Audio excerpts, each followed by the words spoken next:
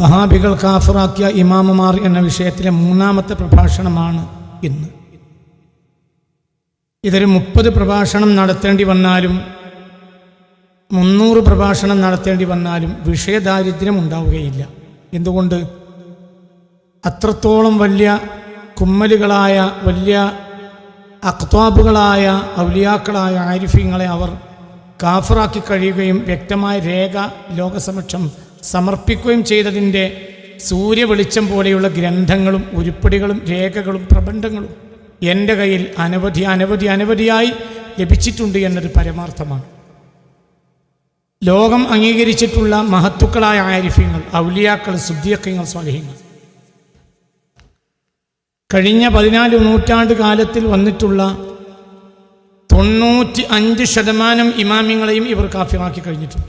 95% ഇമാമിങ്ങളെയും കാഫിറാക്കിയിട്ടുണ്ട്. സവിസ്തരം ഞാൻ നിങ്ങളോട് പറഞ്ഞല്ലോ, ഇമാം ഗസ്സാലി റളിയല്ലാഹു അൻഹു കാഫിറാക്കിയവർക്ക് ഇനി എന്താ പറ്റാത്തത്? ഉത്തമ നൂറ്റാണ്ടിൽ ജനിച്ച് ജീവിച്ച മഹാനാണ് ബഹുമാനപ്പെട്ട അബുൽ ഹസൻ അശ്അരി റളിയല്ലാഹു അൻഹു. ഉത്തമ നൂറ്റാണ്ടിൽ ഖൈറുൽ ഖുറൂനി ഖർനി സുമ്മല്ലദീന യലൂനഹും സുമ്മല്ലദീന യലൂനഹും, ഉത്തമമായ 3 നൂറ്റാണ്ടുകൾക്കുള്ളിൽ ജീവിച്ച മഹാനാണ് ബഹുമാനപ്പെട്ട അബുൽ ഹസൻ അശ്അരി റളിയല്ലാഹു അൻഹു. അദ്ദേഹത്തിന് ലാ ഇലാഹ ഇല്ലല്ലാഹ് എന്നതിൽ വലിയ പിഴവ് സംഭവിച്ചിട്ടുണ്ട് എന്ന് അവർ എഴുതിയത് അവരുടെ അദ്ദുററുസ്സനിയ ഫിൽ അജ്വിബത്തിൻ നജ്ദിയ എന്ന ഗ്രന്ഥത്തിലാണ്. 16 വാള്യങ്ങളുണ്ട് ഈ ഗ്രന്ഥത്തിൽ. ഈ ഗ്രന്ഥം മുഴുവനും അവർ ഇമാമുകളെ കാഫിറാക്കാനും പരിശുദ്ധ അഹ്ലു സുന്നയുടെ മാർഗത്തിൽ ജീവിക്കുന്ന ആളുകളെ മുശ്രിക്കാക്കാനും വേണ്ടി ഉപയോഗിച്ച ഗ്രന്ഥമാണ്. വേറെയും അനവധി ഗ്രന്ഥങ്ങളുണ്ട്. ഈ അനവധി ഗ്രന്ഥങ്ങളിലെല്ലാം ഇവർ മഹത്തുക്കളായ ഇമാമിങ്ങളെ കാഫിറാക്കിയതിൻ്റെ ഒരു ചരിത്രം എന്ന് പറഞ്ഞാൽ എണ്ണിയാൽ ഒടുങ്ങാത്ത. അപ്പോൾ ഇതൊരു 3 ദിവസത്തെ പ്രഭാഷണം കൊണ്ട് അവസാനിക്കാവുന്നതല്ല.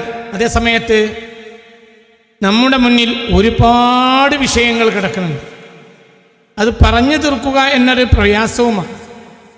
എന്നാൽ മുഖ്യമായ ചില വിഷയങ്ങളിലെ ചില മുഖ്യമായ വിഷയങ്ങൾ മാത്രം പ്രഭാഷണത്തിൽ ഒതുക്കുകയും ബാക്കി അതേക്കുറിച്ച് ഗ്രന്ഥരചന സവിസ്തരം നടത്തുകയും ചെയ്യുക എന്നതാണ് തീരുമാനം.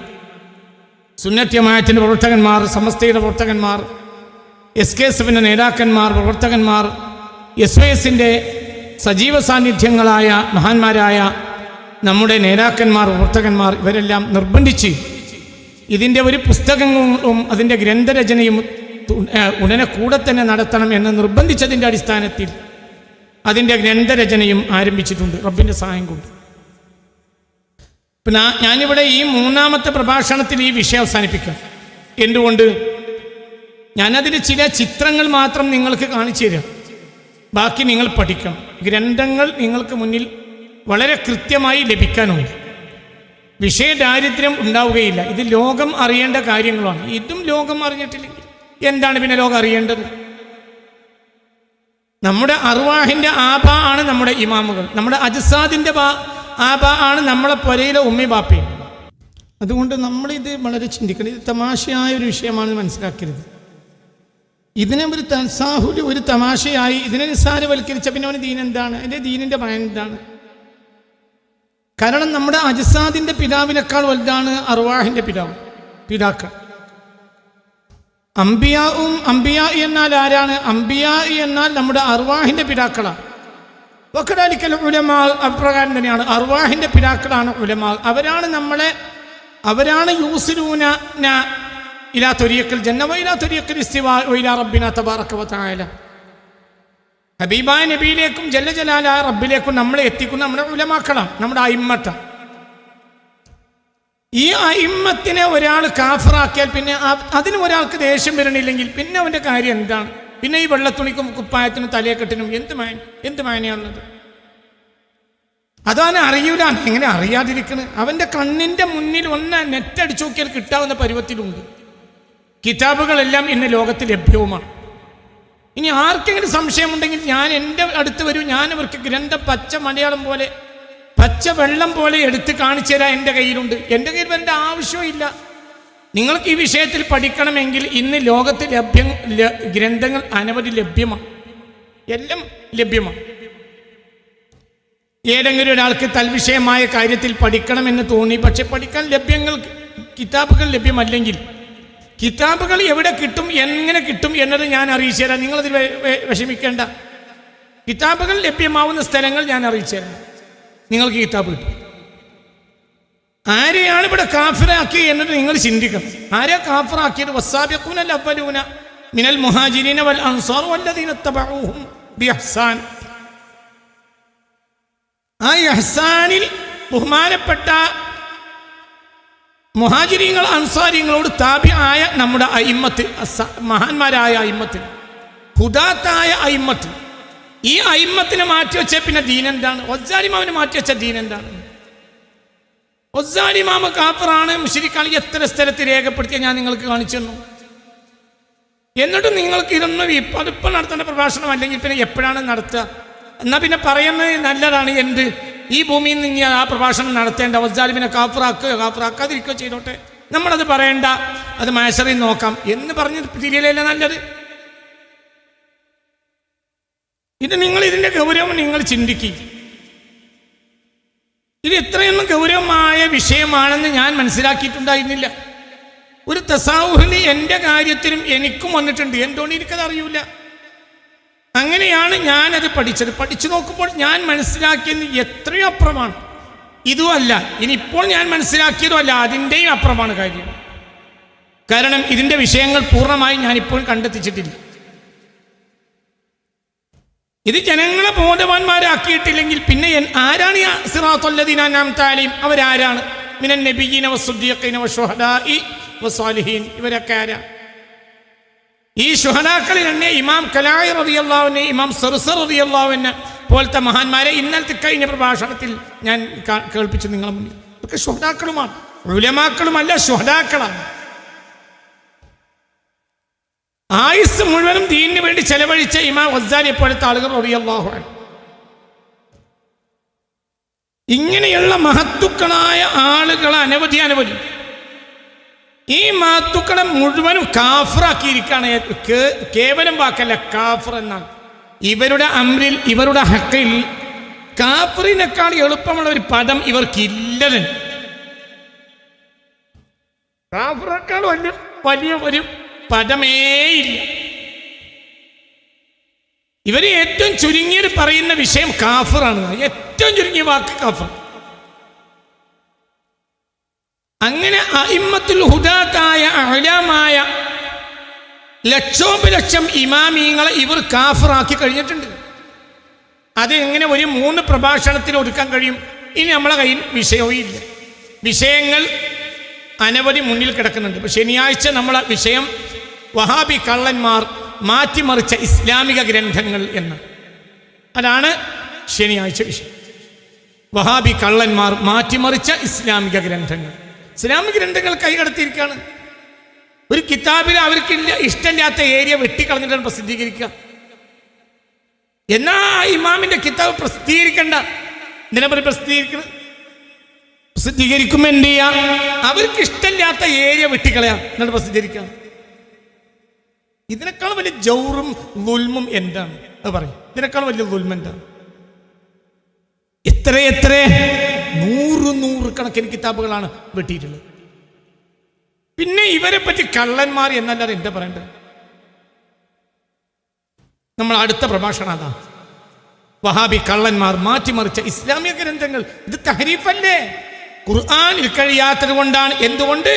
ഇന്നാ നഹ്നു നസ്സൽന ദിക്റ വ ഇന്നാ ലഹു ലഹഫിളൂൻ. ഖുർആനിൽ തഹരീഫ് നടത്താൻ കഴിയൂല. എന്തുകൊണ്ട്? അത് അല്ലാഹുവിനാൽ മഹ്ഫൂളാണ്. അപ്പൊ പിന്നെ എന്ത് ചെയ്യാം? അതിന് വലിയ വലിയ അഇമ്മത്തായ മഹത്തുക്കളായ ഹുദാത്തായ അലാമായ മഹത്തുക്കൾ അതിൻ്റെ വ്യാഖ്യാനങ്ങളിൽ എഴുതി വെച്ചത് കട്ട് വലിച്ചെറിയ. നിങ്ങളതിനെ ആലോചിച്ച് നോക്കുക. അങ്ങനെ ഒരു ഇമാമിൻ്റെ കിതാബ് കട്ടിട്ട് വഴിവാക്കുക, എന്നിട്ട് മാഖബിലും ഇടയിലില്ലാതെ മാബഅദിൽ ഒരു ഒലക്കയും പാന്തവും ഏച്ചു കൂട്ടിയതുപോലെ അതാണ് പ്രസിദ്ധീകരിക്കുക. നിങ്ങൾ ചിന്തിച്ച് നോക്ക്. ഒരു ഇമാമിൻ്റെ കിതാബ് ഒരിക്കൽ പ്രസിദ്ധീകരിക്കാതിരിക്കുക, അതാരും ചോദിക്കൂല എന്തേ പ്രസിദ്ധീകരിക്കാഞ്ഞു, ഞങ്ങൾക്ക് താല്പര്യമില്ല എന്നാണ് മതി. അതേ സമയത്ത് ആ ഇമാമിൻ്റെ കിതാബ് പ്രസിദ്ധീകരിച്ചിട്ട് അത് വിറ്റിട്ട് ഒരു പൈസ വാങ്ങും. കിതാബ് പൂർണ്ണമായില്ല, കിതാബ് വെട്ടി ഒഴിവാക്കിയിട്ടുണ്ട്. ഒരു ഇമാമിൻ്റെ കിതാബ് വെട്ടി ഒഴിവാക്കാൻ ആരാണ് ഇവർക്ക് അധികാരം തന്നത്? എത്ര ഇപ്പൊ നാളെ ഈ വിഷയം എന്ന് പറഞ്ഞാൽ ഇവർ പറയേ കള്ളന്മാരെന്ന് പറയേണ്ടിയിരുന്നില്ല. ആര് പറയും? ചിലപ്പോൾ തലയെ കിട്ടിയാൽ തന്നെ പറയും കള്ളന്മാരെന്ന് പറയേണ്ടതില്ല. ഏതോ വഹാബി നിങ്ങളെ വീട്ടിലെ നിർത്തിയിട്ടിരുന്ന ഓട്ടോറിച്ച കെട്ടുണ്ടായി ഞങ്ങൾ കള്ളെന്ന് പറയും ചെയ്യും. ഓട്ടോറിച്ച കെട്ടുകൊണ്ടിരുന്നൊക്കെ പ്രശ്നമാണ്. അതേസമയത്ത് കിതാബ് കെട്ടാൽ പ്രശ്നമല്ലെങ്കിൽ പിന്നെന്താ അതിൻ്റെ മൈന? ഞാൻ എല്ലാവരെയും ആക്ഷേപിച്ചുകൊണ്ട് സംസാരിക്കല്ല. അതേ സമയത്ത് സുന്നികളായ ആളുകൾക്ക് തന്നെ ഇതിൻ്റെ ഗൗരവം മനസ്സിലാവില്ല എന്ന് പറഞ്ഞാൽ അതിൻ്റെ വേദന എത്രയാണ്? എല്ലാവരും അല്ല, മനസ്സിലാകാത്തവരും ഉള്ളത് കൊണ്ടാണ്. 1000 എണ്ണത്തിൽ ഒന്നിനും മനസ്സിലാകാന്നാലും സമുദായ നാശാവുമല്ലോ. പിത്തലുണ്ടാക്കാൻ ഒന്ന് മതിയോ? ഇപ്പം നമ്മൾ ചിന്തിക്കണം. ഇങ്ങനത്തെ ഒരുപാട് വിഷയങ്ങളുണ്ട്, ഒരുപാട് ഹബീബായി സ്വല്ലല്ലാഹു അലൈഹി വസല്ലമയോട് അവർക്ക് കാണിച്ച അവജ്ഞകൾ, അള്ളാഹുവിൻ്റെ ഹബീബിനോട് കാണിച്ച അവജ്ഞകൾ ഇത്രയും. ഇങ്ങനെ അനവധി വിഷയങ്ങൾ. ആ വിഷയങ്ങൾ ഇങ്ങനെ നിറഞ്ഞു കിടക്കുക. ഇനി റമദാനിൽ ഒരു 30 ദിവസമേ ഉള്ളൂ. ഈ 30 ദിവസവും ഓരോ ദിവസം ഈ 2 വിഷയം പറഞ്ഞാലും വിഷയം ബാക്കി. അങ്ങനെ പറയാനോട് കഴിയൂല. അപ്പൊ എന്ത് ചെയ്യുക? വിഷയത്തിന് അങ്ങോട്ട് ചുരുക്കി ഞാൻ ചുരുക്കിയിട്ട് വളരെ ചുരുക്കി ബാക്കി ഗ്രന്ഥങ്ങളിൽ രേഖപ്പെടുത്തും ഇൻഷാ. നിങ്ങളൊക്കെ പ്രാർത്ഥന വളരെ വലുതാണ്. നിങ്ങളെ പ്രാർത്ഥനയാണ് ഈ പ്രഭാഷണത്തിൻ്റെ മർമ്മം എന്ന് ഞാൻ മനസ്സിലാക്കും. നിങ്ങൾ പ്രാർത്ഥന അല്ലാഹു തആല എല്ലാവർക്കും അർഹമായ പ്രതിഫലം നൽകട്ടെ. അതേ സമയത്ത് ലക്ഷോപലക്ഷം വരുന്ന സുന്നി പ്രവർത്തകന്മാരുടെ അകമഴിഞ്ഞ സഹകരണങ്ങൾ എന്ന് പറഞ്ഞാൽ അവരുടെ പ്രാർത്ഥനയാണ് ഈ പ്രഭാഷണത്തിൻ്റെ മർമ്മം എന്നും ഈ സന്ദർഭത്തിൽ ഞാൻ ഓർമ്മിക്കുകയാണ്. അവരുടെ വല്ലാത്തൊരു സന്തോഷകരമായ സഹകരണം ഓരോ സന്ദർഭത്തിലും. പല ആളുകളും എന്നെ നേരിട്ട് വിളിച്ചും മറ്റും പറയുന്നത്, ചില ആളുകൾ ഫോൺ അറ്റൻഡ് ചെയ്യാൻ കഴിയാത്ത തിരക്കുകൾ, ചില മെസ്സേജുകൾ, ഇതൊന്നും അറ്റൻഡ് ചെയ്യാൻ പൂർണ്ണമായി എനിക്ക് കഴിയാറില്ല. എല്ലാവരോടും നന്ദി പറയുകയാണ്. അതേസമയത്ത് നിങ്ങളുടെ പ്രാർത്ഥനകൾ വളരെ വലുതാണെന്നും ഞാൻ മനസ്സിലാക്കുന്നു. ഇവിടെ ഈ 15ാമത്തെ പ്രഭാഷണത്തിനിരിക്കുമ്പോഴും അഹ്ലുസുന്നയുടെ പ്രവർത്തകന്മാരുടെ ഒരു നന്ദിയോടെ അവരുടെ ഈ വിഷയത്തിലുള്ള സഹകരണവും പ്രാർത്ഥനയും ഞാനിവിടെ അതിൻ്റെ ശക്തി ഈ പ്രഭാഷണത്തിൽ ലഭിച്ചിട്ടുണ്ട് എന്നും റബ്ബിൻ്റെ ഒരു തൗഫീഖായി അത് പെയ്തിറങ്ങുന്നുണ്ട് എന്നും നിങ്ങളോട് അറിയിക്കുകയാണ്.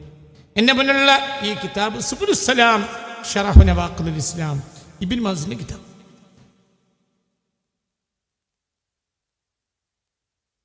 അതായത് നവാഖിദുൽ ഇസ്ലാം മുഹമ്മദ് ഇബ്നു അബ്ദുൽ വഹാബിൻ്റെ കിതാബാണ്. ഇതിന് ഒരുപാട് ശുറൂഹുകൾ ഉണ്ട്.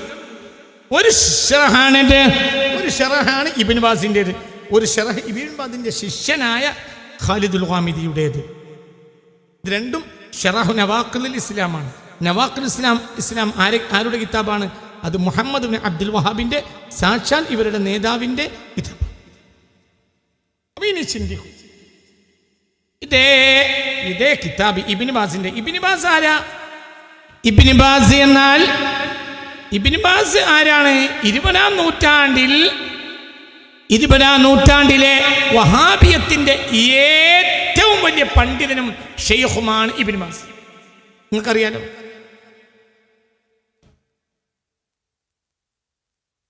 ഇരുപതാം നൂറ്റാണ്ടിലെ വഹാബിയത്തിന് ലോകം കണ്ട ഏറ്റവും വലിയ നേതാവ് ഇബ്നു ബാസാണ്. ആ ഇബ്നു ബാസിന്റെ കിതാബാണ് സുബ്ലുസ്സലാം ശറഹു നവാഖിദുൽ ഇസ്ലാം എന്ന ഈ കിതാബ്. അതിൻ്റെ ഖിതാമാണ് തക്ഫിറുൽ ഐൻ, ഒരു വ്യക്തിയെ കാഫിറാക്കുന്ന വിഷയം.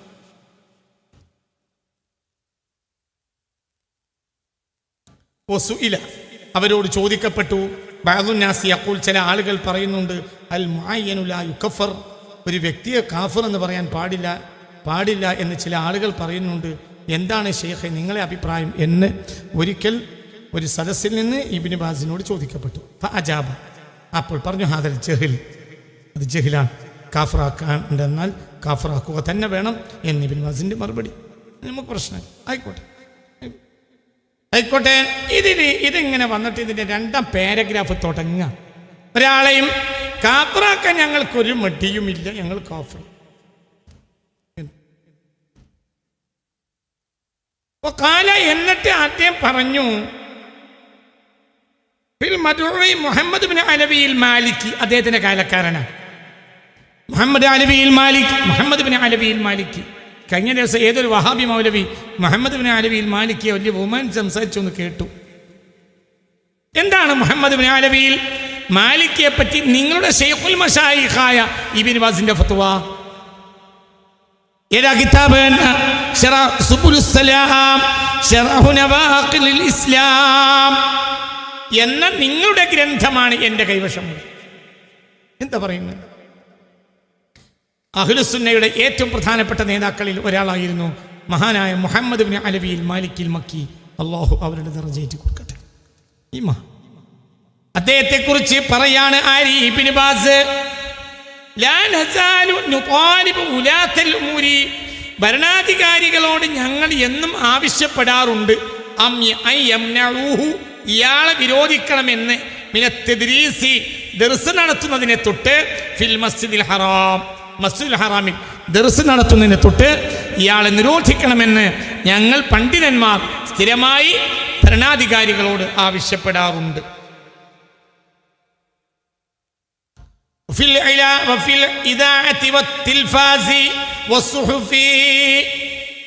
പത്രങ്ങളിലും അതേപോലെ തന്നെ ടെലിവിഷൻ ചാനലുകളിലും എല്ലാം അങ്ങനെ പ്രബോധനത്തിന്റെ വൈവിധ്യമാർന്ന മേഖലകളിൽ നിന്ന് ഇയാളെ തടയണം. ഇയാളെ നമ്മുടെ രാജ്യത്ത് ടെലിവിഷനിലോ മറ്റ് മാധ്യമങ്ങളിലോ പ്രത്യക്ഷപ്പെട്ട് ഒരു പ്രോഗ്രാം നടത്താൻ ഇയാളെ സമ്മതിക്കരുത്. ഏതുവരെ? അയാൾ തൗബയെ പരസ്യപ്പെടുത്തുന്നവരെ, അയാളിൽ സംഭവിച്ചിട്ടുള്ള ശിർക്കിൽ നിന്ന്. ആരാ പറയുന്നത്? ആരെ പറ്റിയാ പറയുന്നത്? മുഹമ്മദ് ബിൻ അലവിയിൽ മാലിക്കിയെ പറ്റി. എങ്ങനെയുണ്ട്? മുഹമ്മദ് ബിൻ അലവിയിൽ മാലിക്കി റഹ്മഹുല്ലാഹ്, അതായത് നമ്മുടെ രാജ്യത്ത് അയാളെ പത്രത്തിൽ എഴുതാൻ സമ്മതിക്കരുത്, നമ്മുടെ രാജ്യത്ത് അയാളെ ടെലിവിഷനിൽ പ്രത്യക്ഷപ്പെടാൻ സമ്മതിക്കരുത്, ഒരു പ്രബോധന മാധ്യമങ്ങളിലും ഇയാൾക്ക് അനുവാദം കൊടുക്കരുത്. അല്ലാഹുവിലേക്കുള്ള അയാളുടെ തൗബയെ അയാൾ പരസ്യപ്പെടുത്തുന്നത് വരെ അയാൾ പരസ്യമായി തൗബ ചെയ്യാം, രഹസ്യമായി പോലെ. എന്നിൽ നിന്ന് അയാളിൽ സംഭവിച്ചിട്ടുള്ള ശിർക്കിൽ നിന്ന് അയാൾ തൗബ ചെയ്യണം. അപ്പൊ അയാൾ ആരാ? ശിർക്ക് സംഭവിച്ചു പറഞ്ഞാൽ ഇയാൾ ആരാ? മുശ്രിക്ക്. അങ്ങനെയാണല്ലോ, പരസ്യമായി തൗബ ചെയ്യണം, രഹസ്യമായി ചെയ്യാൻ പറ്റും. വളരെ ചിന്തിക്കും മനുഷ്യന്മാർ. വ്യക്തം. ഏതോ ഇയാളെ ശിഷ്യൻ മാത്രമല്ല, ഇയാളെ ശിഷ്യനെ ഞാൻ ഉദ്ധരിച്ചു, ഇനി ഉദ്ധരിക്കാൻ പോവാം. അപ്പൊ ഈ ഒരു വ്യത്യാസമില്ല, അത് ഉസ്താദും വ്യത്യാസമില്ല. ഇയാളുടെ പ്രധാനപ്പെട്ട ഒരു ശിഷ്യനാണ് ഖാലിദുൽ ഗാമിദി. 10 കൊല്ലമാണ് ഇയാളുടെ ഖാലിദുൽ ഗാമിദി ഹറമിൽ ഇമാമത്തുന്നത്. അയാളുടെ കിതാബാണ് എൻ്റെ മുന്നിലുള്ള അടുത്ത ഞാൻ വായിക്കുന്നത്. ലോകത്തെ 90% ഇമാമിങ്ങളും കാഫറാണെന്ന് ഈ കിതാബിൽ അയാൾ എഴുതിയിട്ടുണ്ട്. ഹജ്ജിന്റെ വേളയിൽ അയാളാണ് മസ്ജിദുൽ ഖൈഫിലെ ഇമാം, ഹജ്ജിന്റെ പ്രധാനപ്പെട്ട അമീറും അയാളാണ്, ആയിരുന്നു പലതവണ. 10 കൊല്ലം റമദാനിൽ ഇമാമത്തുന്നതും അയാൾ തന്നെയാണ്. സുന്നികൾ മുശ്രിക്കാണെന്ന് പറഞ്ഞുകൊണ്ട് 41 കിതാബ് അയാൾ എഴുതിയിട്ടുണ്ട്. അയാൾ ഇബ്നു ബാസിന്റെ പ്രഗൽഭ ശിഷ്യൻ. എന്നാൽ പിന്നെ ഇയാൾക്ക് പേച്ചതായി കൂടെ, അതിനാണ് ഞാൻ ഇതും കൂടി കൊണ്ടുവന്നത്. ഉസ്താദ് പഠിപ്പിച്ച തന്നെയാ. ഉസ്താദ് ആരാ? ഇബ്നു ബാസ്. ഇബ്നു ബാസ് പറയാണ് ഫൈദാ അഅലന, ഇനി തുടർന്ന് പറയുന്നു, ഫൈദാ അഅലന തൗബതഹു മിനശ്ശിർക്കി വൽ ബിദഇ, ഫൈദാ അഅലന തൗബതഹു, അയാളുടെ തൗബയെ അയാൾ പരസ്യപ്പെടുത്തിയാൽ, മുഹമ്മദ് ബിൻ അലവിയിൽ മാലിക്കി പരസ്യപ്പെടുത്തിയാൽ, മിനശ്ശിർക്കി, ശിർക്കിനെ തൊട്ടും വൽ ബിദഇ, ബിദഅത്തുകളെ തൊട്ടുമുള്ള അയാളുടെ തൗബകളെ അയാൾ പരസ്യപ്പെടുത്തിയാൽ ഫഹുവ, അപ്പോൾ അയാൾ അഖൂനാ ഫില്ലാ, അള്ളാന്റെ മാർഗത്തിൽ നമ്മുടെ സഹോദരനാവും. ഇപ്പൊ അല്ല, ഇപ്പൊ അയാൾ മുശ്രിക്കാണ്. അങ്ങനെയുണ്ട്. ഇപ്പോൾ അയാൾ മുശ്രിക്കാണ്. പരസ്യപ്പെടുത്തിയാൽ അല്ലാതെ അയാൾ നമ്മുടെ സഹോദരനാവുകയില്ല. ഇപ്പൊ നമ്മുടെ സഹോദരനല്ല, കൊല്ലാം. ശരിക്കാണ്, മുർത്തത്താണല്ലോ. അപ്പൊ പിന്നെ ഹലാലുദ്ധമല്ലേ.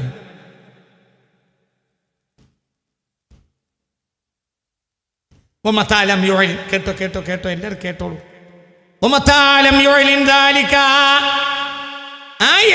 അയാൾ തൗബ അയാൾ പരസ്യപ്പെടുത്തിയിട്ടില്ലെങ്കിൽ നഹ്നു ബുറാഉ മിൻഹു, അയാൾ തൊട്ട് നമ്മളെല്ലാം ഒഴിവായിട്ടുണ്ട്. അയാൾ നമ്മളേക്കൊരു ബന്ധമില്ല. വനശ്ഹദുല്ലാഹ്, അല്ലാഹുവിനോട് നാം സാക്ഷ്യം വഹിക്കുന്നു, അലാ അന്നഹു അല്ല, അയാൾ പിഴച്ചിട്ടുണ്ട് എന്ന്. അനിസ്സബീലി, നേരായ മാർഗത്തെ തൊട്ടും, വകഫറ ബില്ലാഹ്, അല്ലാഹനെ കൊണ്ട് അയാൾ കാഫിറായിട്ടുണ്ട് എന്നതുകൊണ്ടും നമ്മൾ സാക്ഷ്യം വഹിക്കുകയാണ്. വകഫറ ബില്ലാഹ്, വകഫറ ബില്ലാഹ്. സുന്നികളെ, നിങ്ങൾ തലക്ക് കൊടുക്കി. നിങ്ങളുടെ 20-ാം നൂറ്റാണ്ടിലെ ഏറ്റവും വലിയ ഇമാമിങ്ങളിൽ ഒരാളാണ് അസ്സയ്യിദ് മുഹമ്മദ് ഇബ്നു അലവി അൽ മാലിക്കി അൽ മക്കി. ആ മഹാൻ കാഫിറാണ്, ആ മഹാൻ കാഫിറാണ്. വകഫറ ബില്ലാഹ്, ഈ മനുഷ്യൻ അല്ലാഹുവിനെ കൊണ്ട് കാഫിറായിരിക്കുന്നു. അയാൾ മുസ്ലിം അല്ല, അയാൾ കാഫിറാണ്. കഫറ ബില്ലാഹ്, കഫറ ബില്ലാഹ്. പിന്നെ ചിന്തിക്കണം, ചിന്തിക്കി. ഞാൻ പറയുന്ന ഇത് തമാശ.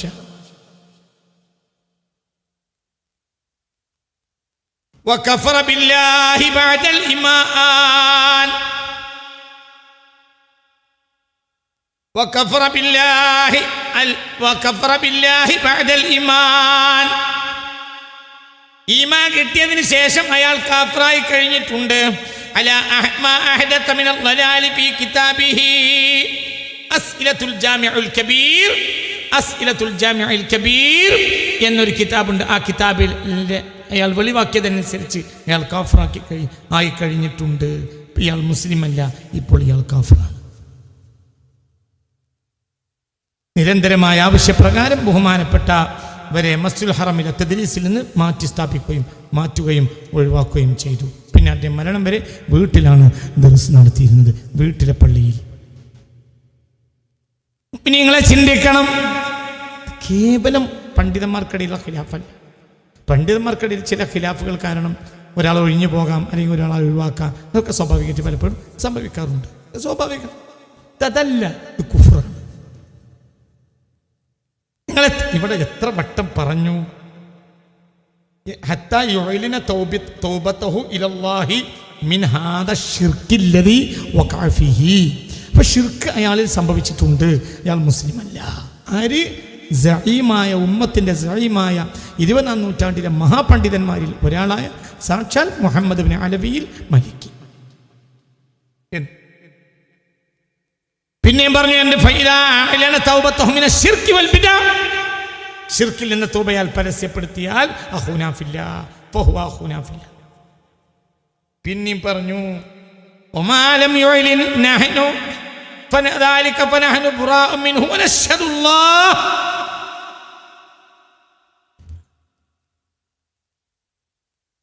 അലാ അന്നഹു ളല്ല അനിസ് സബീൽ.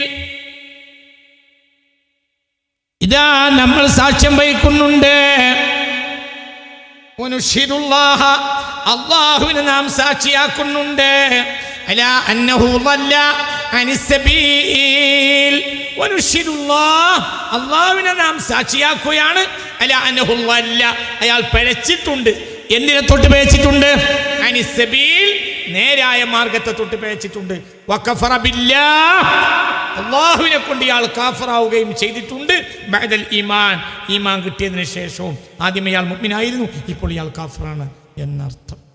എങ്ങനെയുണ്ട്? ഇനി നിങ്ങളെ ചിന്തിക്കണം.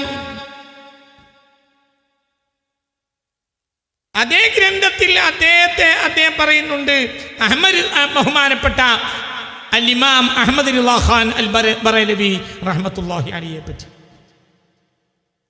മഹാനായ അത് വേറെയും ഒരു കിതാബിലുണ്ട്, ഞാൻ പിന്നെ കാണിക്കാം. ബഹുമാനപ്പെട്ട അഹ്മദ് റിളാ ഖാൻ ബറേലവി റഹ്മത്തുള്ളാഹി അലൈഹി വലിയ സുന്നത്ത് ജമാഅത്തിന്റെ ഇമാമായിരുന്നു. അഹ്മദ് റിളാ ഖാൻ ബറേലവി റഹ്മത്തുള്ളാഹി അലൈഹി ബഹുമാനപ്പെട്ടവർ, വലിയ പണ്ഡിതനാണ്, വലിയ മഹാനാണ്.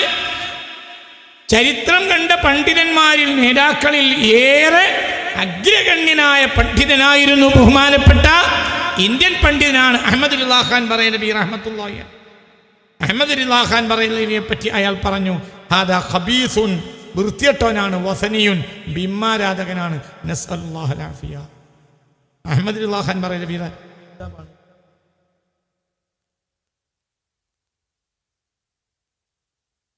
അദ്ദേഹത്തിൻ്റെ മനാഖിബുകൾ പറഞ്ഞുകൊണ്ട് ഒരു ഒരു ഇറാഖി പണ്ഡിതൻ അദ്ദുക്തൂർ അഹ്മദ് ഖാനുൽ ബഗ്ദാദി റഈസുൽ ജാമിഅത്തുൽ ഇൽമിയ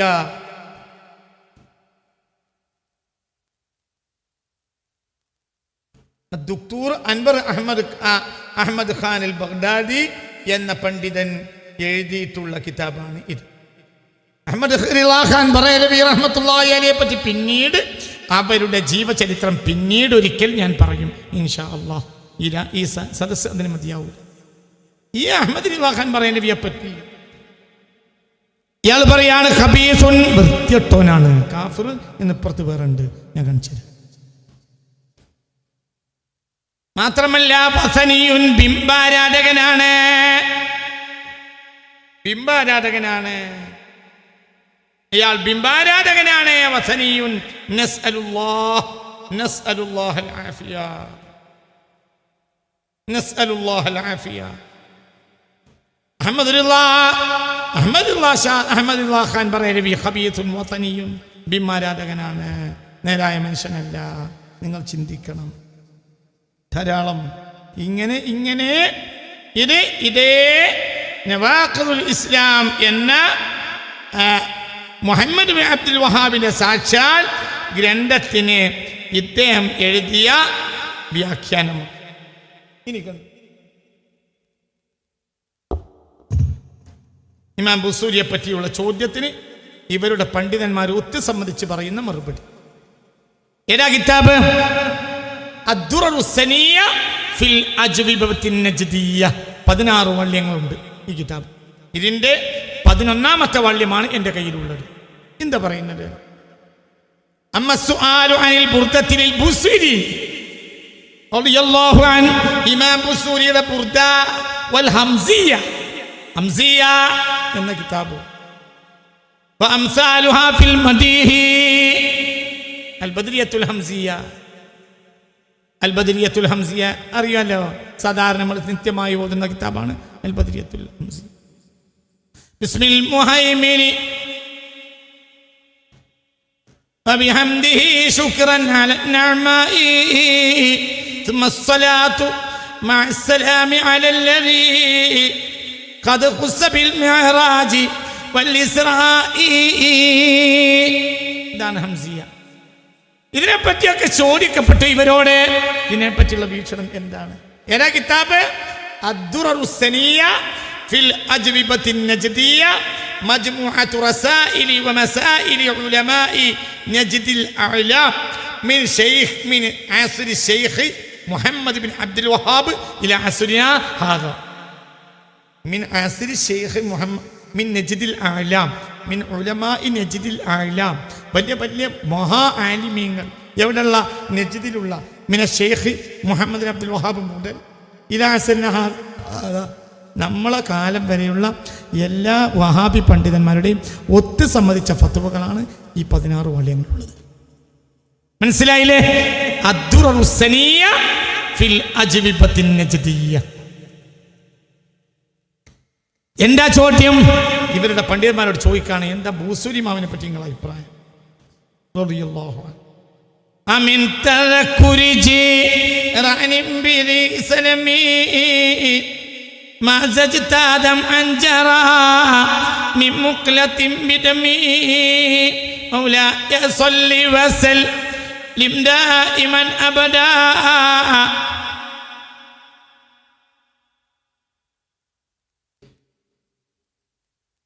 നമ്മുടെ മലബാറിൽ, കേരളത്തിൽ മലബാറിൽ പ്രത്യേകിച്ച് ചിന്തിക്കണം. യമനിൽ, സിറിയയിൽ, ഇറാഖിൽ, മിസ്രിൽ ഇവിടൊക്കെ ഇൽമിന്റെ സദസ്സ് തുടങ്ങുകയാണെങ്കിൽ നൂറ്റാണ്ടുകൾ ബുർദ ചൊല്ലും. എന്നിട്ടേ ഇൽമ പറയൂ. നമ്മുടെ നാട്ടിലല്ല, മാത്രമല്ല യമനിലെ പടിവാ. ആ യമനി പടിവ് ഇവിടേക്ക് പറിച്ച് നട്ടതാ. മനസ്സിലായില്ല? പഴയ കാലത്ത് നമ്മളെ ആലിമീങ്ങൾ ബുർദ ചൊല്ലാതെ വയല് തുടങ്ങൂല. എന്തുകൊണ്ട്? ബുർദ അത്ര മുവഫ്ഫഖായ ഒരു ഗ്രന്ഥമാണ്. ബുർദക്ക് വ്യാഖ്യാനം എഴുതിയതോ ലോകം കണ്ട മഹാന്മാരാണ്. ലോകം കണ്ട മഹാന്മാർ, ലോകം കണ്ട മഹാന്മാരെന്നാൽ ലോകം കണ്ട മഹാന്മാർ, വലിയ വലിയ മഹാന്മാർ. ഇബ്നു ഹജറിൽ ഹൈതമിയെ പോലെ റളിയല്ലാഹു അൻഹു അൽ ഉംദതു ഫീ ശറഹിൽ ബുർദ, ഇതിന്റെ കയ്യിലുണ്ടാക്കി കിതാബ്. ബഹുമാനപ്പെട്ട ഇബ്നു ഹജർ തങ്ങൾ വ്യാഖ്യാനം എഴുതിയതാണ്. എന്തിന്? ബുർദക്ക്. അൽ ഉംദതു ഫീ ശറഹിൽ ബുർദ. ആരാണ് ശറഹ്? ബഹുമാനപ്പെട്ട ഖാത്തിമത്തുൽ മുഹഖഖീൻ ഇബ്നു ഹജറിൽ ഹൈതമി റളിയല്ലാഹു അൻഹു അവരെഴുതിയ കിതാബാണ് ബുർദക്ക് വ്യാഖ്യാനം. ആരൊക്കെ, ആരെല്ലാം ചരിത്രം കണ്ട ആരെല്ലാം വ്യാഖ്യാനം എഴുതിയിട്ടുണ്ട് ബുർദക്ക്.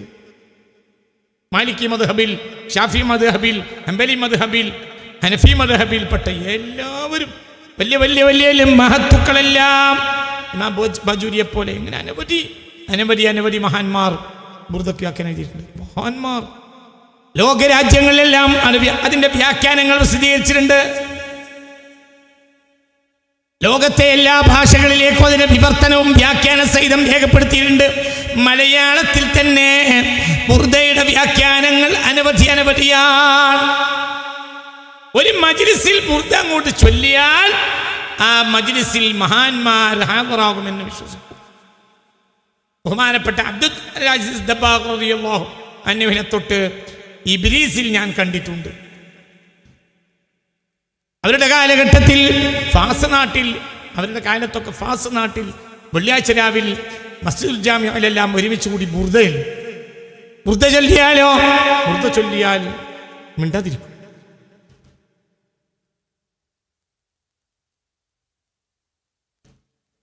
അവിടെ ഒരു സാഹിബുൽ വഖ്ത് ഹാദിറാകും എന്ന് വരുന്നത് വരെ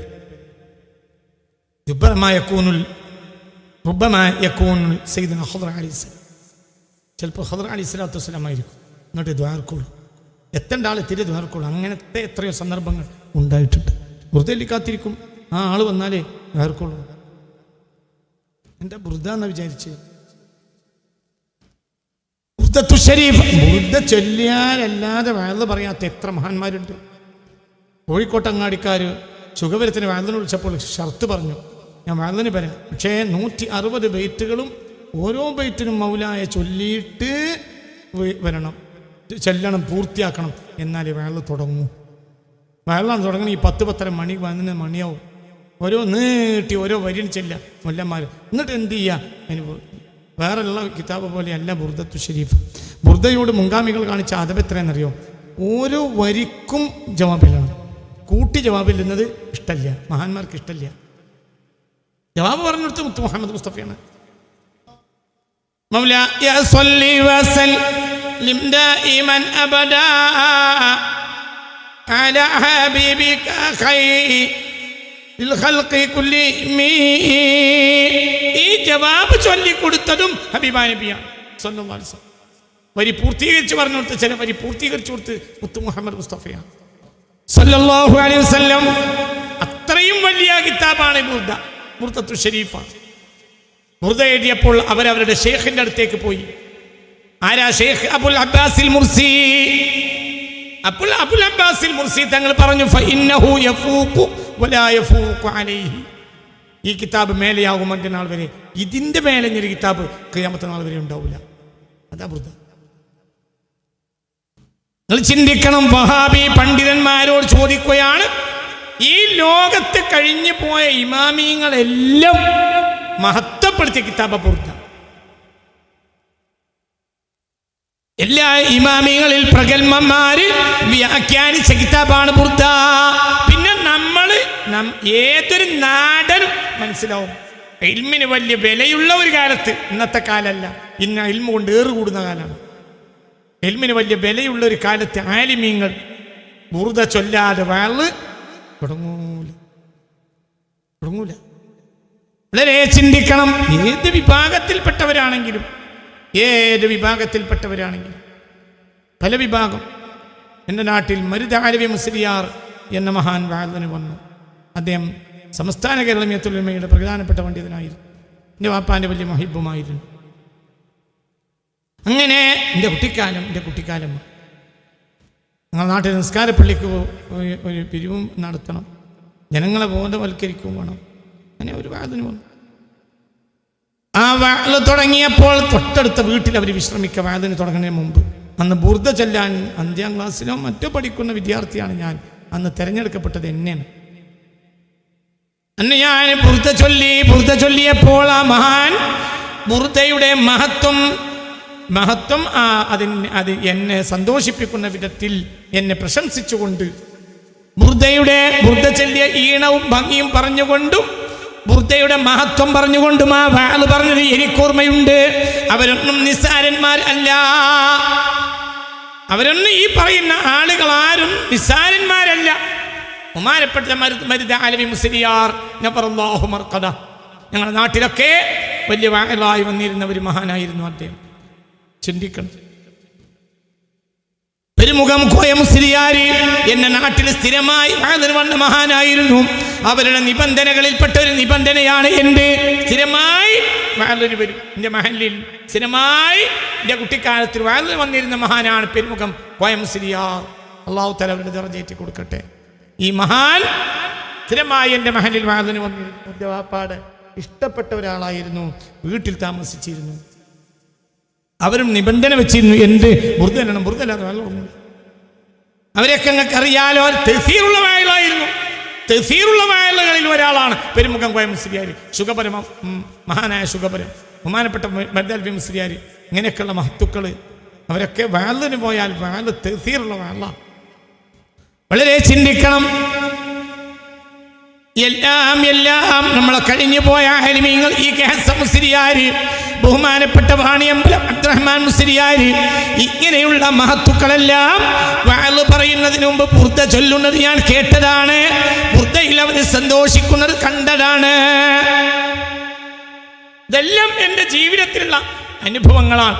നിങ്ങൾക്കിതിനേക്കാൾ അനുഭവം ഉണ്ടായിരിക്കും. ഈ മഹാന്മാരെല്ലാം വെറുതെ വഅള് പറയൂല ബുർദ ചൊല്ലാതെ. അതേ സമയത്ത് ഇവരുടെ എല്ലാ ഇമാമിങ്ങളും എല്ലാ പണ്ഡിതന്മാരും ഒത്തു സമ്മതിച്ച കിതാബാണ് ഈ കിതാബ്.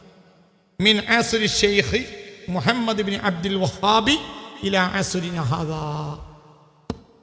മുഹമ്മദ് അബ്ദുൽ വഹാബിന്റെ കാലം മുതൽ ഈ കാലം വരെയുള്ള അൽ ഉലമാ ഉൽ അഅലാം ഫി നജ്ദ്, നജ്ദിലുള്ള ഉലമാ നജ്ദിൽ അഅലാം മിൻ അസ്രി Sheikh Mohammed Ibnu Abdul Wahhab ഇലാ അസ്രിന ഹാദാ. സ്വലാത്തുല്ലാഹ് സലാം.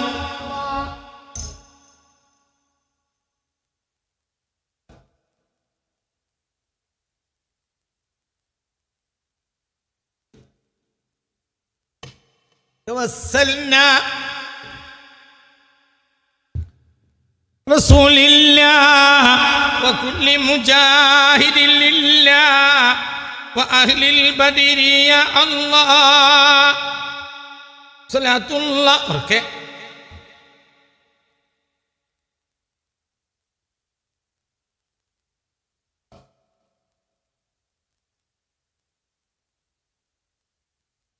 وأما السؤال عن البردة للبوصيري والهمزية وأمثالها في المديح, മദ്ഹിന്റെ വിഷയത്തിൽ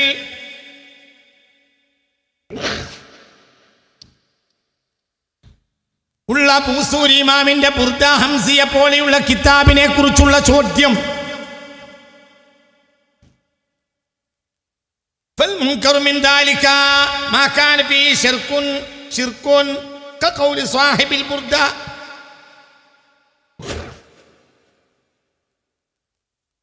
അത് ശിർക്കുള്ളത് കൊണ്ട് എതിർക്കപ്പെടേണ്ടതാണ്. ബുർദ എല്ലാം പാടില്ല, അതിൽ ശിർക്കുണ്ട്. مثلا يا أكرم الخلق ما لمن آلور به داخلوا للهادية العميمين യാ അക്രമൽ ഖൽഖി, ഹബീബായ നബിയെ വിളിച്ചു. അപ്പോൾ ഫദഅ ഗൈറല്ലാഹ്, അല്ലാഹുവിനെ വിളിച്ചു. ആരാത് പറയുന്നത്? മുഹമ്മദ് ബിൻ അബ്ദുൽ വഹാബ് മുതൽ ഇലാ അസ്റിനാ ഹാദാ, ഈ 2.5 നൂറ്റാണ്ടിന്റെ ഇടയിൽ വന്ന എല്ലാവരും ഒത്തു സമ്മതിച്ച കിതാബ്. ഇതിനേക്കാൾ വലിയൊരു കിതാബ് വഹാബികൾക്ക് ഇല്ല. ഇത് വഹാബികളുടെ മുത്തഫിഖ് ഹലക്കയാണ്. എല്ലാ പണ്ഡിതന്മാരുടെയും ആ മുത്തഫിഖ് ഹലക്ക എന്ന് പറഞ്ഞത് ഇതാണ്. നിങ്ങൾ ചിന്തിക്കണം, എന്താ പറയുന്നത്? നിങ്ങൾ നോക്കി. ഹബീബായ നബിയെ നിതയിട്ട് വിളിച്ചല്ലോ.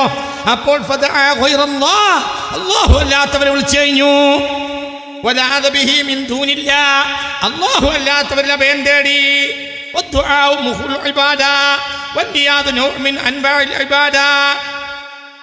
എന്ന് قد جاء النبي صلى الله عليه وسلم بتغيير ما كان عليه أهل الجاهلية من الاستعاذة بالجن إذا هبطوا واديا. എവിടേക്ക് ഖിയാസാക്കണമെന്നറിയോ?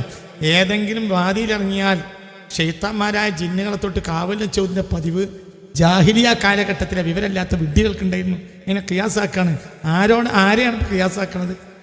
ബഹുമാനപ്പെട്ട ഇമാം ബൂസൂരിയ. പിന്നെ അത് ചൊല്ലിയത് ആരാ? ഹിജ്റ 608 ജനിക്കുകയും ഹിജ്റ 696 വഫാത്താണ്. ഇത് ഹിജ്റ 1443. അതായത് ബൂസൂരിമാവ് മരിച്ചിട്ട് എത്രയായി? ഹിജ്റ 696 വഫാത്ത്.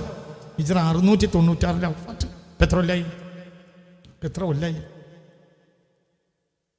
ഏകദേശം 800 കൊല്ലായാലും 700 കൊല്ലായാലും മനുഷ്യന്മാർ 800 കൊല്ലത്തിനടുത്തായാലും. ഈ കാലഘട്ടത്തിനിടയിൽ കോടാനക്കോടി ഇമാമിങ്ങൾ, ഉലമാക്കൾ, സായിദീങ്ങൾ, സൂഫികൾ, ആരിഫീങ്ങൾ, മുഅ്മിനീങ്ങൾ, സ്വാലിഹീങ്ങൾ ഇത് ഓതിയിട്ടുണ്ട്. ദിവസം ഓതിയവരുണ്ട്, ആഴ്ചയിൽ ഓതിയവരുണ്ട്. അഅ്ലാമായ ഉലമാക്കള്, വലിയ ആരിഫീങ്ങളുണ്ട്. അതിൻ്റെ ഒരു വരിക്ക് പോലും ഒരാളും എതിര് പറഞ്ഞിട്ടില്ല. ഒരാൾ എതിര് പറഞ്ഞിട്ടില്ല എന്ന് മാത്രമല്ല, ഇതിനെ പരമാവധി അവർ പ്രോത്സാഹിപ്പിച്ചു. എത്രയോ ആളുകൾ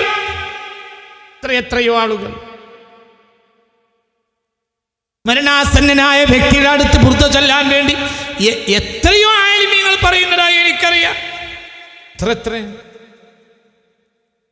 നിങ്ങളെ ചിന്തിക്കണം, എത്രയോ മഹാന്മാര് ബുർദെല്ലാം വേണ്ടി പറഞ്ഞു. ചിന്തിക്കണം. അതായത് ഒരാൾക്ക് മരണം ആസന്നമാവും, പ്രയാസമാവും. ഹബീബ റസൂലുള്ളാഹിന്റെ മദഹയില്ല. ഖുർആൻ ആയത്ത് ഒരു ഭാഗത്തോടും ഒരു ഭാഗത്ത് മദഹയില്ല. ഇല്ലേ? സ്ഥിരം എൻ്റെ വാപ്പ അത് എല്ലി മരിച്ചുപോയത്. ഖായിദമില്ലത്ത് അത് ചൊല്ലാൻ കൽപ്പിച്ചു. മഹാനായ ഖായിദമില്ലത്ത് മുഹമ്മദ് ഇസ്മായിൽ സാഹിബ് ആരാ ബുർദ ചൊല്ലിക്കൊടുത്തത്? ബുർദ ചൊല്ലിയത് മഹാനായ സയ്യിദ് അബ്ദുറഹ്മാൻ ബാഫഖി. ബാഫഖ് തങ്ങൾ ബുർദ ചൊല്ലി. ഡോക്ടർ അടക്കം വന്ന് ബുർദയിൽ കൂടി. ബാഫഖ് തങ്ങൾ ബുർദയിൽ കൂടി. CH ഉണ്ടെന്നാണ് എൻ്റെ ഓർമ്മ. അത് പരിശോധിച്ചാൽ കിട്ടും. CH ഉണ്ടെന്നാണ് എൻ്റെ ഓർമ്മ. മഹാനായ CH മുഹമ്മദ് വായ സാഹിബും ആ ബുർദയിലുണ്ടെന്നാണ് എൻ്റെ ഓർമ്മ. മരിക്കാണ് ആര്? മഹാനായ ഖായിദമില്ലത്ത് മുഹമ്മദ് ഇസ്മായിൽ സാഹിബ് മരിക്കുകയാണ്. ആ നേരത്തെ അവർ ആവശ്യപ്പെട്ടു ബുർദ ചൊല്ലൂ. ഈ ഉമ്മത്തിന് 947 ശേഷം ഈ ഉമ്മത്തിന് ഒരു നേരായ വഴി കാണിച്ചു കൊടുത്ത മഹാന്മാരിൽ ഒരാളാണ് ബഹുമാനപ്പെട്ട മഹാനായ ഖായിദമില്ലത്ത് മുഹമ്മദ് ഇസ്മായിൽ സാഹിബിന് യാതൊരു സംശയം വേണ്ട. അല്ലാഹു സുബ്ഹാനഹു വ തആല അവരെ ദർജയേറ്റി കൊടുക്കട്ടെ. ഇന്നും അവർ നേതൃത്വം കൊടുത്ത പ്രസ്ഥാനത്തിന് ജനകീയത ഉണ്ടെങ്കിൽ ഇവരാരെയും പോലീശയല്ല, ആ മഹാന്റെ മഹത്വമാണത്. ഇതൊക്കെ പിന്നീട് സൗകര്യം വന്നാൽ ഞാൻ പറയും. വളരെ ചിന്തിക്കണം. അത് അവിടുന്ന് ആ മഹാൻ മദ്രാസിലെ ആശുപത്രിയിൽ മരണത്തോട് ബന്ധിച്ച് കിടക്കുക. വെല്ലൂരിലോ മദ്രാസിലോ, ഞാൻ പഴയ കാലത്ത് വായിച്ചത്. അതേക്കുറിച്ച് ഒരു വിശാലമായ പ്രഭാഷണവും ഞാൻ ഒരിക്കൽ നടത്തിയിട്ടുണ്ട്. മഹാനായ ഖായിദമില്ലത്തിനെ കുറിച്ച് അല്ലാഹു അവരുടെ ദർജയേറ്റി കൊടുക്കട്ടെ. മരണസമയത്ത് ആവശ്യപ്പെട്ടു, എനിക്ക് ബുർദ ചൊല്ലിത്തരൂ. അങ്ങനെ ആ ആശുപത്രിയുടെ റൂമിൽ ബുർദ ചൊല്ലി. ഡോക്ടർ കൂടി. ഒരു മുസ്ലിമത്തായ നഴ്സുണ്ടായിരുന്നു, അവർ കൂടി. സയ്യിദ് അബ്ദുറഹ്മാൻ ബാഫഖ് തങ്ങൾ കൂടി. CH കൂടി എന്നാണ് എൻ്റെ ഓർമ്മ. പരിശോധിച്ചാൽ കിട്ടും. ബുർദ ചൊല്ലി കെലിമെല്ലി മരിച്ചു. ആര്? ഹൈദമില്ലത്ത് മുർദക്ക് അങ്ങനെ ജവാബ് ചൊല്ലി കടന്നു. പിന്നെ കെൽമയിൽ മരിച്ചു. നിങ്ങളെ എന്താണ് ഇവരുടെ വിശ്വാസം? ഇവർ നിസ്സാരന്മാരാണോ? ഇതിനെല്ലാം ഇത് ചെല്ലുന്നത് കുഫറാക്കിയ വഹാബിയത്ത് എങ്ങനെയാണ് ജനങ്ങളെ നവോത്ഥാനമാവുക? കായികമില്ലത്തിന്റെ നവോത്ഥാനം മുർദ്യ, അത് ശിർക്കാണെന്ന് പറഞ്ഞവരുടെ നവോത്ഥാനം എന്ത് നവോത്ഥാനാണത്? അത് നവോത്ഥാനല്ല, അത് പൊളിയല്ലേ, അത് പൊളിക്കല്ലേ, അത് തകർക്കല്ലേ, അത് നശിപ്പിക്കല്ലേ. നിങ്ങളെ ചിന്തിക്കണം.